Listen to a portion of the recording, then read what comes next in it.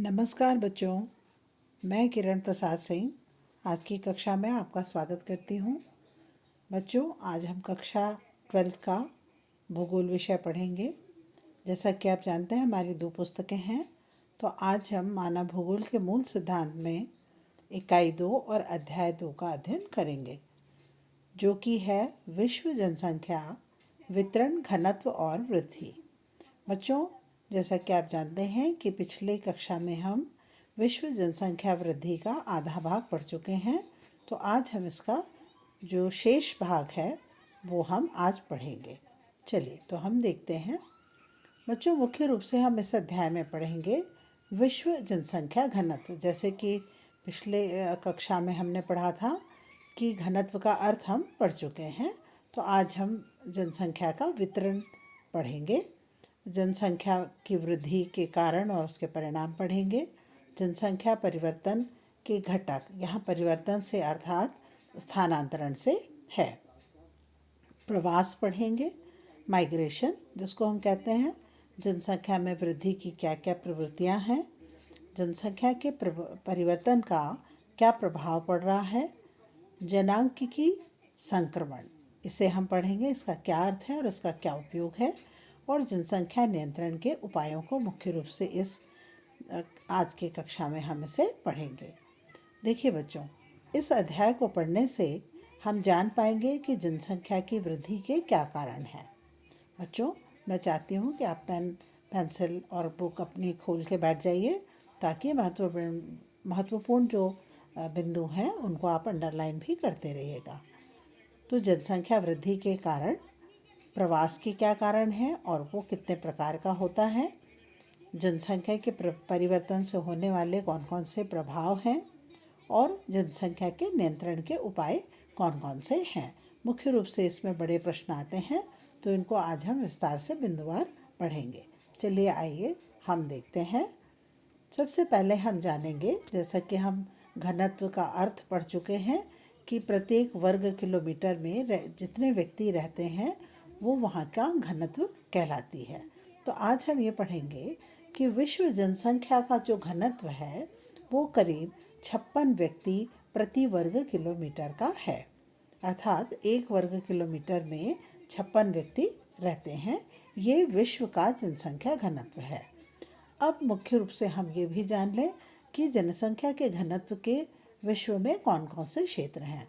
तो मुख्य रूप से जनसंख्या घनत्व के क्षेत्र को हम 3 भागों में बांटते हैं: उच्च घनत्व वाले क्षेत्र, मध्यम घनत्व वाले क्षेत्र और निम्न घनत्व वाले क्षेत्र। बच्चों, उच्च घनत्व वाले क्षेत्रों में जहाँ 56 व्यक्ति प्रति वर्ग किलोमीटर रहते हैं, वो उच्च घनत्व वाले क्षेत्र आते हैं, जिनमें कि दक्षिणी पूर्वी एशिया, जिसमें कि चीन और भारत हैं, उत्तरी पश्चिमी यूरोप, मध्य और पूर्वी संयुक्त राज्य अमेरिका, ये मुख्य रूप से इसमें है। मध्यम घनत्व, जहाँ पर घनत्व 10 से 56 व्यक्ति के प्रति वर्ग किलोमीटर है, वो मध्यम घनत्व वाले क्षेत्रों में आते हैं, जिसमें कि दक्षिणी एशिया, जिसमें म्यांमार, इंडोनेशिया आदि देश हैं, और पूर्वी यूरोप भी है। निम्न घनत्व वाले क्षेत्र, जहाँ जनसंख्या 10 व्यक्ति प्रति वर्ग किलोमीटर पाई जाती है, वो निम्न घनत्व वाले क्षेत्र कहलाते हैं। इसमें मुख्य रूप से जो विश्व के उष्ण मरुस्थल हैं, जैसे कि सहारा, कालाहारी मरुस्थल, पैटागोनिया मरुस्थल, विक्टोरिया मरुस्थल, इन भागों में जनसंख्या निम्न पाई जाती है। भूमध्य रेखीय क्षेत्र, पर्वतीय क्षेत्र, टुंड्रा और टैगा, मतलब 60 से 80 डिग्री अक्षांश उत्तर और दक्षिण में जो टुंड्रा और टैगा के क्षेत्र हैं, वहाँ पर भी निम्न घनत्व वाले क्षेत्र के अंतर्गत वो भी आते हैं। आगे देखते हैं हम। इस तरह से आप अगर इनको नोट करते जाएंगे, अब हम इस मानचित्र में देखेंगे, आप स्पष्ट रूप से देख पा रहे हैं कि विश्व जनसंख्या के घनत्व को हम इस तरह से समझ लेंगे। एक बाईं ओर आप बाएं हाथ पर आप एक इंडेक्स बना हुआ है, जिसे हम सूची कहते हैं। वहाँ आप देखेंगे कि जो बिल्कुल हरा, बिल्कुल सफ़ेद सा रंग है, वो 0 से 5 व्यक्ति प्रति वर्ग किलोमीटर है। उससे थोड़ा गहरा 5 से 8 से 25 व्यक्ति प्रति किलोमीटर और गहरे गहरे होते गए हैं। तो आप इस चित्र में आसानी से देखकर समझ पा रहे हैं कि कौन से क्षेत्र बिल्कुल कम जनसंख्या, जैसे कि हम यूरेशिया में देख रहे हैं कि पूरा यूरेशिया निम्न घनत्व वाले जनसंख्या वाले प्रदेशों में है। सहारा मरुस्थल अफ्रीका में देख रहे हैं और दक्षिण में कालाहारी मरुस्थल देख रहे हैं। इसी तरह से उत्तरी अमेरिका, अलास्का और कनाडा के क्षेत्र देख रहे हैं और दक्षिणी अमेरिका के मध्यवर्ती भाग में आप देख रहे हैं कि निम्न घनत्व पाया जाता है। इसी तरह से ऑस्ट्रेलिया में भी निम्न घनत्व हमें देखने को मिल रहा है। बच्चों, इसे आप विश्व के मानचित्र में भी इसको बनाइए। चलिए आगे देखते हैं कि जनसंख्या वृद्धि क्या है। जनसंख्या वृद्धि का अर्थ होता है कि किसी भी क्षेत्र में जब लोगों की संख्या बढ़ने लगती है, जैसे जैसे लोगों की संख्या बढ़ने लगती है तो उसे हम जनसंख्या वृद्धि होना कहते हैं। पूरे संसार में अगर हम देखें तो पूरी दुनिया में जनसंख्या हर साल मतलब प्रति वर्ष लगभग 8.3 करोड़ जनसंख्या प्रति वर्ष बढ़ रही है। यानी अगर हम उसको प्रतिशत में देखें तो करीब 1.1% की दर से जनसंख्या बढ़ रही है। वर्ष 1800 को पूरे विश्व की जनसंख्या लगभग करीब 1 अरब थी, जो कि 2020 में बढ़कर 7.606 अरब यानी कि 760 करोड़ के करीब हो गई है। तो ये वस्तुनिष्ठ प्रश्नों में भी बच्चों आ सकता है कि दुनिया में पूरी दुनिया में जनसंख्या कितने करोड़ प्रति वर्ष बढ़ रही है, तो वो है 8.3 करोड़। इसी तरह से अगर प्रतिशत में पूछा जाए तो पूरे विश्व की जनसंख्या में वृद्धि दर है 1.1% और वर्तमान में 2020 में जनसंख्या बढ़कर 760 करोड़ के करीब हो गई है। चलिए आगे देखते हैं। इस चित्र से आप स्पष्ट रूप से देख पा रहे हैं कि विश्व की जनसंख्या जो 1990 में करीब 530 करोड़ के करीब हम कहेंगे इसे, उसी तरह से 2015 में 730 करोड़ हो गई। फिर अगर हम इसी गति से जनसंख्या बढ़ती रही तो 2030 में जनसंख्या 850 करोड़, 2050 में 970 करोड़ और 2100 में ये जनसंख्या बढ़कर 112 करोड़ के करीब हो जाएगी। तो ये जनसंख्या की वृद्धि का दर हमें दिखाता है। चलिए आगे देखते हैं। जनसंख्या परिवर्तन के घटक। परिवर्तन का अर्थ होता है एक स्थान से दूसरे स्थान पर जाना या फिर जन्म और मृत्यु दर में अंतर होना। तो चलिए हम इसे समझते हैं कि जनसंख्या परिवर्तन का मुख्य कारण चाहे किसी व्यक्ति का एक देश में हो या फिर पूरे विश्व के लिए हो, इसमें जन्म और मृत्यु दर में परिवर्तन है। यानी कि किसी एक व्यक्ति एक देश के अंदर ही या पूरे विश्व में जन्म और मृत्यु दर में जो परिवर्तन होता है वो जनसंख्या परिवर्तन कहलाता है।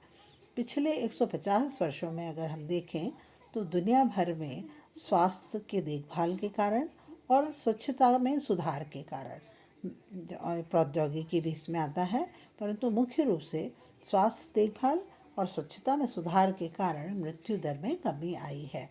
बच्चों, जैसा कि आप जानते हैं कि जब मृत्यु दर में कमी आ जाए और जन्म दर बढ़ती ही रहे, जन्म दर अधिक हो और मृत्यु दर पर नियंत्रण हो जाए तो जनसंख्या तेजी से बढ़ने लगती है। तो यही कारण है कि जनसंख्या तेजी से बढ़ रही है।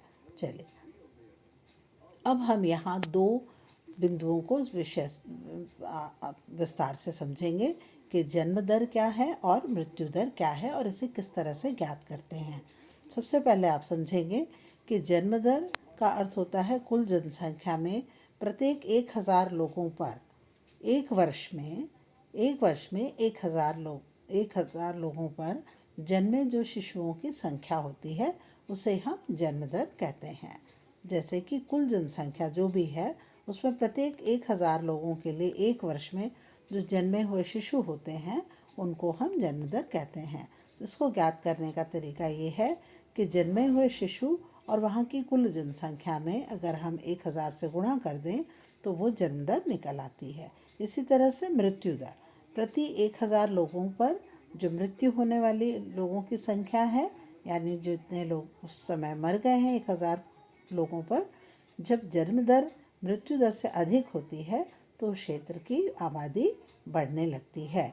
यहाँ फिर से आप समझ लीजिए कि जब जन्म दर मृत्यु दर से अधिक होती है, मतलब जन्म दर कम हो और मृत्यु दर अधिक हो, तो उस क्षेत्र की आबादी बढ़ती जाएगी। अब यहाँ थोड़ा सा टाइपिंग में मिस्टेक दिख रही है मुझे। तो जन्म दर मृत्यु दर को ज्ञात करने के लिए हम जो मृत्यु पाने वाले यानी मरने वालों की संख्या और वहाँ की कुल जनसंख्या से भाग दे दें और उसमें 1000 का गुणा करें तो मृत्यु दर ज्ञात हो जाती है। इसे आप विस्तार से किताब से देखकर भी आप कर लीजिएगा ताकि जन्म दर और मृत्यु दर क्या है। चलिए आगे हम देखते हैं जनसंख्या वृद्धि। अब जनसंख्या वृद्धि के संबंध में हम कुछ महत्वपूर्ण बातें लिख लें और जान भी लें कि करीब 500 वर्षों में जनसंख्या में करीब 10 गुना वृद्धि हुई है। पिछले 500 वर्षों में जनसंख्या में 10 गुना वृद्धि हो गई है। अगर मान लो उस समय 10 करोड़ थी तो आज बढ़कर कितने हो गई है, 10 में 10 का गुणा कर दीजिए तो 10 गुना बढ़ गई है।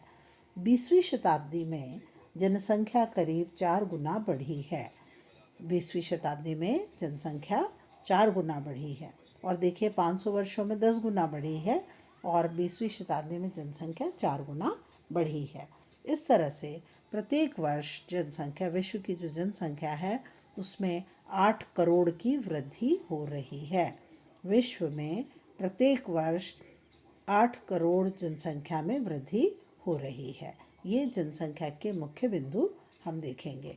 चलिए आगे हम देखते हैं कि प्रवास किसे कहते हैं, अर्थात माइग्रेशन।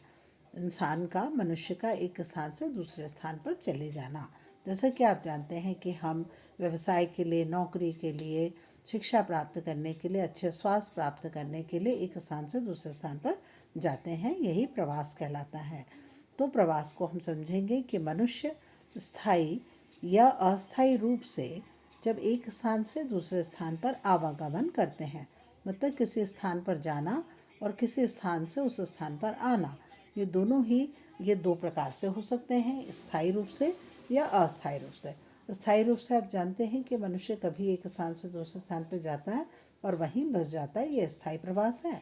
और जब कभी एक स्थान से दूसरे स्थान पर जाते हैं और पुनः वापस आते हैं, जैसे कि मौसमी प्रवास है, ऋतु प्रवास होता है, उसे हम अस्थायी प्रवास कहते हैं। अक्सर आवागमन को हम बहुत अधिक लंबी दूरी का भी होता है।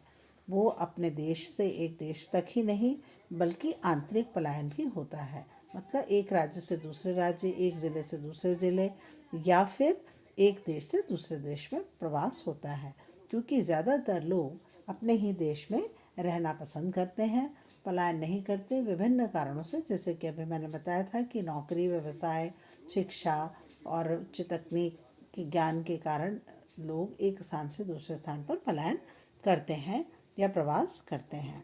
तो आशा आपको प्रवास समझ में आ गया होगा। अब आगे हम प्रवास के बिंदु देखेंगे। आपके सामने विश्व का एक मानचित्र दिखाई दे रहा है। इस मानचित्र में आप देखेंगे कि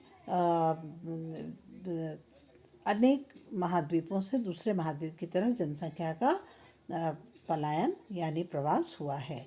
एशिया से आप देख रहे हैं उत्तरी अमेरिका की तरफ, अफ्रीका से उत्तरी अमेरिका की तरफ, दक्षिणी अमेरिका से यूरोप की तरफ, दक्षिणी अमेरिका, अफ्रीका और एशिया से ऑस्ट्रेलिया की तरफ। इस तरह से अलग अलग समय में पलायन हुआ है। करोड़ों में ये पलायन किया गया है, जिसे कि हम प्रवास कहते हैं।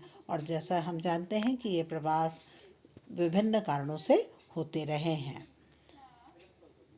अब देखिए कि मानव जो पलायन करता है वो पूरे विश्व में लगभग एक समान है। आपने अभी करोड़ों में देखा कि एक महाद्वीप से दूसरे महाद्वीप तक लोग पलायन करके गए हैं। प्रवास एक व्यक्ति के रूप में भी हो सकता है, मतलब एक व्यक्ति दूसरे स्थान पर भी जा सकता है, पूरा का पूरा परिवार भी जा सकता है, या फिर विशाल समूह भी एक स्थान से दूसरे स्थान पर पलायन करता है। एक व्यक्ति के रूप में लोग शिक्षा प्राप्त करने के लिए, व्यवसाय के लिए या नौकरी के लिए जाते हैं, तो वो अपने परिवार को भी अपने एक स्थान से दूसरे स्थान पर ले जाते हैं। इसी तरह से जब कभी भी देश के बंटवारे के समय का आपने चित्र देखा है कि विशाल समूह एक देश से दूसरे देश की ओर पलायन कर जाता है, तो इस तरह का भी प्रवास होता है। अब प्रवास स्थायी और अस्थायी या मौसमी होता है। जैसे कि हमने जाना कि जब एक स्थान से दूसरे स्थान पर लोग बस जाते हैं और वहाँ से वापस नहीं आते, तो वो स्थायी प्रवास होता है। और अस्थायी प्रवास जिसे कि हम मौसमी या ऋतु प्रवास भी कहते हैं। इसी तरह से प्रवास की और भी प्रवृत्तियां हैं, जैसे कि एक गांव से दूसरे गांव में जाना, गांव से नगर की तरफ आना, एक नगर से दूसरे नगर की तरफ जाना, या फिर कभी कभी नगर से गांव की ओर भी प्रवास होता है। तो ये प्रवास की विभिन्न प्रवृत्तियां हैं। चलिए आगे देखते हैं। अब हम यहाँ पर दो बातें आवश्यक रूप से समझेंगे कि प्रवास क्या है और उत्प्रवास क्या है। प्रवास किसे अप्रवास और उत्प्रवास। अप्रवास का अर्थ है कि प्रवासी मतलब जो लोग हैं वो जब किसी एक नए स्थान पर चले जाते हैं, एक स्थान से दूसरे स्थान पर नए स्थान पर चले जाते हैं, तो उसे अप्रवास कहते हैं। और उत्प्रवास का अर्थ होता है कि जब प्रवासी जो एक स्थान से चले जाते हैं, नए स्थान और एक स्थान से दूसरे स्थान पर चले जाना, इन दोनों बातों में थोड़ा सा अंतर है। तो अप्रवास में है कि प्रवासी एक स्थान से किसी नए स्थान पर चले जाते हैं, और उत्प्रवास का अर्थ है कि प्रवासी जो एक स्थान से दूसरे स्थान पर चले जाते हैं। इसके कई कारण हो सकते हैं जिन्हें हम पढ़ेंगे विस्तार से, कि एक तो होता है प्रतिकर्ष कारण और एक होता है अपकर्ष कारण। प्रतिकर्ष कारण में जिसको हम पुश फैक्टर कहते हैं, पुश का अर्थ होता है ढकेलना, तो यह कारक मनुष्य को अपने देश से प्रवास करने के लिए मजबूर कर देता है। इन कारकों के कारण इंसान एक स्थान से दूसरे स्थान पर मनुष्य पलायन करने को मजबूर होता है। जैसे कि बेरोजगारी के कारण, कम निजी अवसर प्राप्त, उसे अपना व्यक्तित्व का विकास करने का अवसर ना प्राप्त हो, प्राकृतिक असंतुलन हो जाए, भूकंप, अकाल, बाढ़ के कारण, राजनीतिक प्रभाव या भय डर के कारण, जैसे कि बॉर्डर्स पर अधिकतर सीमाओं पर भय का वातावरण बना रहता है, तो लोग वहाँ से प्रवास कर जाते हैं।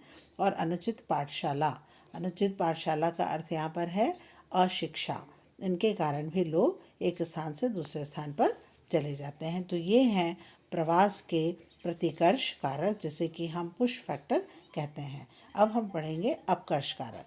देखिए यहाँ पर आप मुख्य रूप से देख पा रहे हैं दोनों चित्रों में उत्प्रवास और अप्रवास। अप्रवास का होता है जो दाहिने ओर आप चित्र में देख पा रहे हैं कि लोग एक नए स्थान पर चले जाते हैं। उत्प्रवास का अर्थ होता है किसी नए स्थान से लोग आकर कहीं एक स्थान पर बस जाते हैं। तो ये दोनों चित्रों में आपको ऐसा दिखाई दे रहा है, जिससे स्पष्ट है। चलिए अब हम इसका अगर हम इसमें अंतर स्पष्ट करना चाहें तो इस तरह से हम इसे आसानी से समझ सकते हैं। बच्चों इसको आप अपने कॉपी में लिखते जाएंगे तो आपके नोट्स भी तैयार होंगे और आपको याद भी हो जाएगा। ये प्रश्न अधिकतर इस प्रकार का प्रश्न आ सकता है कि प्रतिकर्ष कारक क्या है और अपकर्ष कारक क्या है। तो देखिए पुश फैक्टर और पुल फैक्टर। पुल का अर्थ होता है अपनी ओर आकर्षित करना या खींचना। पुश का अर्थ होता है कि एक स्थान से दूसरे स्थान पर मजबूरन चले जाना। तो प्रतिकर्ष कारक में सामान्यतः लोगों की प्रवृत्ति उस स्थान में निवास करने की होती है जहाँ पर उन्हें अपनी आजीविका को चलाने के लिए सारी सुविधाएं उपलब्ध हों, जैसे सुरक्षा हो, पेयजल की सुविधा हो, भरण पोषण की क्षमता हो, आवागमन के साधन हो। इन कारणों से लोग उस स्थान पर रहते हैं। फिर मृदा अनुपजाऊपन, आवागमन के साधन कम विकसित होना, तो भी लोग वहाँ से पलायन कर जाते हैं। और निम्न औद्योगिक विकास और रोजगार की कम संभावनाएं, इनके कारण लोग उस स्थान को छोड़कर कहीं अन्यत्र जाने पर विवश हो जाते हैं।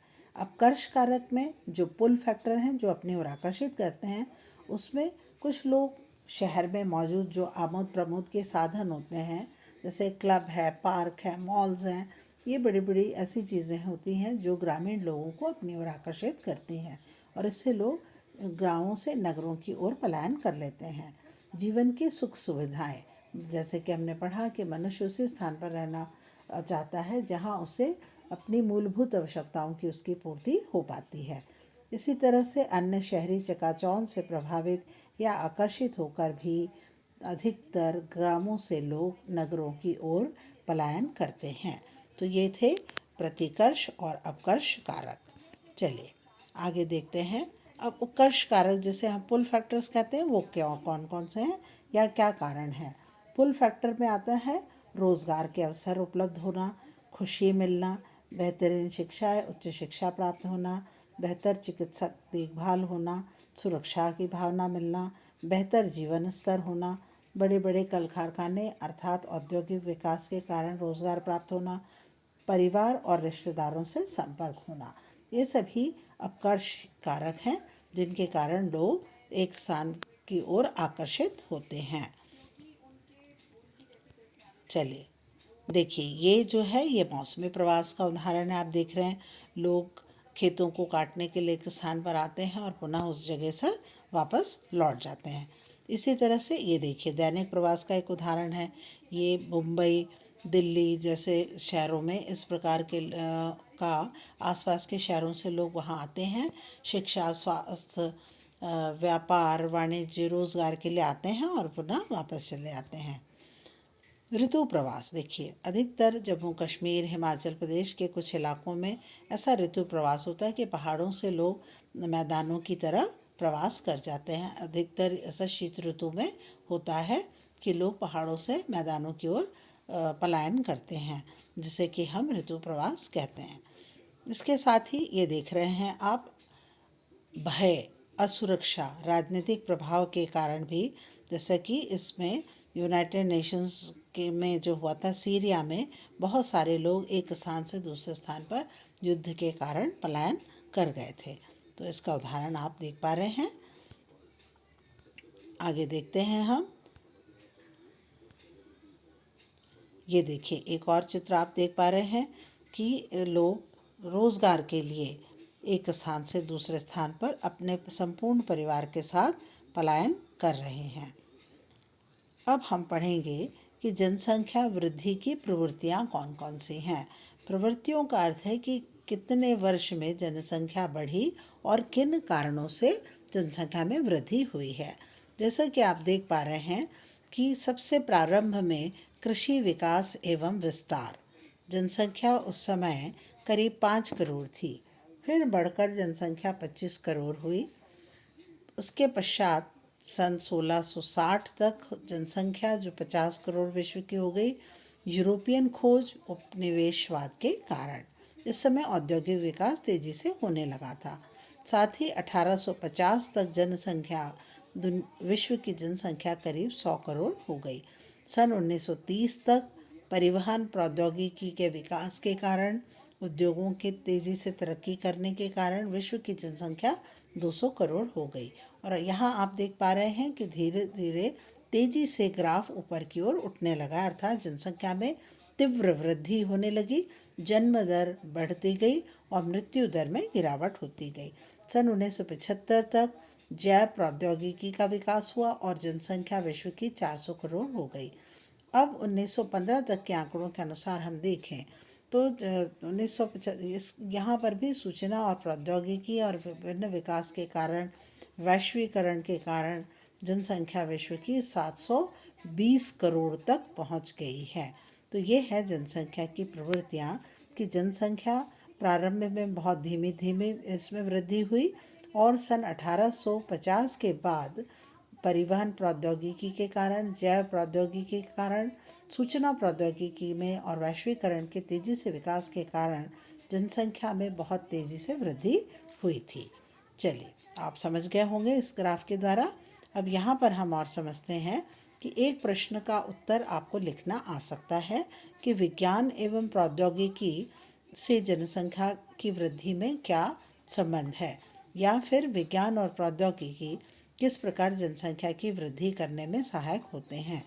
बच्चों, जैसा कि आप जानते हैं कि विज्ञान और प्रौद्योगिकी के कारण विभिन्न प्रकार के उद्योग स्थापित होते हैं और उद्योगों से रोजगार के अवसर लोगों को मिलते हैं। जैसे कि हम उदाहरण से समझ पा रहे हैं कि मानवीय और प्राणी ऊर्जा के स्थान पर अब भाप के इंजन का प्रयोग होने लगा, जिससे कि पवन और जल के लिए यांत्रिक ऊर्जा में वृद्धि हुई है और जिसके कारण क्या हुआ कि कृषिगत एवं औद्योगिक उत्पादन में तेजी से बढ़ोतरी हुई।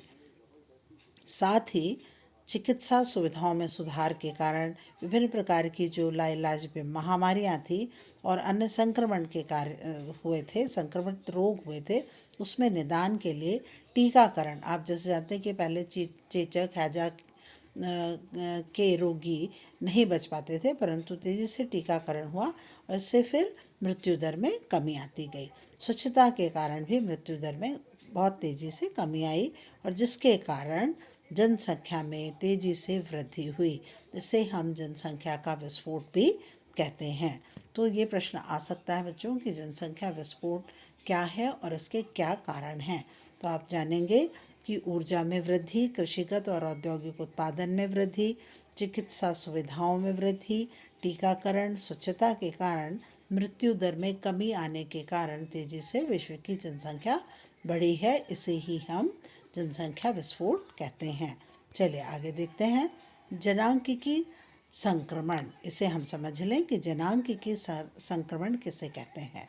इसका उपयोग, जनांकिकी संक्रमण सिद्धांत का उपयोग किसी भी क्षेत्र की जनसंख्या के वर्णन करने में, कि ग्रामीण जनसंख्या, नगरीय जनसंख्या कितनी है, स्त्री पुरुषों की जनसंख्या कितनी है, इसका वर्णन करने में, साथ ही भविष्य में जनसंख्या के पूर्वानुमान लगाने में किया जाता है। ये सिद्धांत हमें बताता है कि जैसे ही समाज में ग्रामीण, खेतीहर और अशिक्षित अवस्था से उन्नति होती है, जब जो समाज है, जो ग्रामीण है, खेतीहर है या अशिक्षित है, उससे निकल कर उन्नति कर लेता है और नगरीय, औद्योगिक और साक्षर बन जाता है, तो उसे ही हम, तब किसी भी प्रदेश की जनसंख्या उच्च जन्म दर और उच्च मृत्यु दर से निम्न जन्म दर और निम्न मृत्यु दर की तरफ पहुंच जाती है। आप जानते हैं कि खेतीहर, ग्रामीण और अशिक्षा के कारण जन्म दर और मृत्यु दर बहुत अधिक होती है। तो जब किसी प्रदेश की जनसंख्या के उच्च जन्म दर और उच्च मृत्यु दर से निम्न जन्म दर और निम्न मृत्यु दर पहुंच जाए, तो वहाँ जनसंख्या में वृद्धि रुक जाती है या स्थिर हो जाती है। इसे सामूहिक रूप से जनांकिकी चक्र कहते हैं। तो बच्चों, अब हम ये देख सकते हैं कि इस चित्र से आप समझ पा रहे हैं। देखिए, ग्रामीण, खेतीहर, मजदूर जो कि नगरीय और औद्योगिक क्षेत्रों में बढ़ गए हैं, इसे ही हम जनांकिकी संक्रमण कहते हैं। इसके आगे इस चित्र से आप देख पा रहे हैं कि इसमें बांग्लादेश, वर्षावनों और के आदिवासी, यहाँ जनसंख्या संक्रमण सिद्धांत को बहुत विस्तार से समझाया गया है। प्रथम अवस्था, द्वितीय और तृतीय अवस्था। प्रथम अवस्था में आप देख रहे हैं कि जन्म दर और मृत्यु दर बहुत अधिक है, इसलिए यहाँ जनसंख्या में वृद्धि है। इसके पश्चात हुआ क्या है, यहाँ जनसंख्या में बहुत अधिक वृद्धि नहीं है प्रथम अवस्था में। द्वितीय अवस्था में हम देख रहे हैं कि जन्म दर तो अधिक है, परंतु मृत्यु दर में कमी आ गई है। तो इस अवस्था में सबसे अधिक जनसंख्या में वृद्धि होगी, क्योंकि जन्म दर बढ़ गई है और मृत्यु दर एकदम घट गई है। ऐसा पेरू, श्रीलंका और केन्या देशों के ये उदाहरण हैं। तीसरी अवस्था है जिसमें ज़बरदस्त उतार आया है, मतलब यहाँ पर जन्म दर भी कम है और मृत्यु दर भी कम है। तो यहाँ जनसंख्या लगभग स्थिर हो जाती है या बहुत निम्न वृद्धि होती है, जैसे कि कनाडा, जापान और संयुक्त राज्य अमेरिका के देश। तो ये आपने पढ़ा। अब हम ये जिसमें हमने पढ़ा था कि प्रथम अवस्था में क्या होता है, जन्म और मृत्यु दर अधिक होती है, जीवन प्रत्याशा निम्न हो जाती है, मतलब लोगों के जीने की उम्र कम होती है, अशिक्षा और प्रौद्योगिक स्तर भी निम्न होता है। दूसरी अवस्था जो थी, जिसमें जन्म दर और मृत्यु दर, जन्म दर तो अधिक है परंतु मृत्यु दर में कमी आती है, स्वास्थ्य और शिक्षा का प्रसार इस समय में होता है। तीसरी अवस्था में जन्म और मृत्यु दर दोनों ही बहुत कम हो जाती है, जिससे जनसंख्या नगरीय और शिक्षित और तकनीकी ज्ञान को प्राप्त करती है। तो तीन अवस्थाएं जिसे हम जनांकिकी संक्रमण समझेंगे। अब हम यहाँ पर महत्वपूर्ण प्रश्नों को भी बच्चों कर लें कि प्रवास के प्रकार लिखिए, अप्रवास और उत्प्रवास में क्या अंतर है, आप अच्छे से समझ गए, उसको लिख पाएंगे।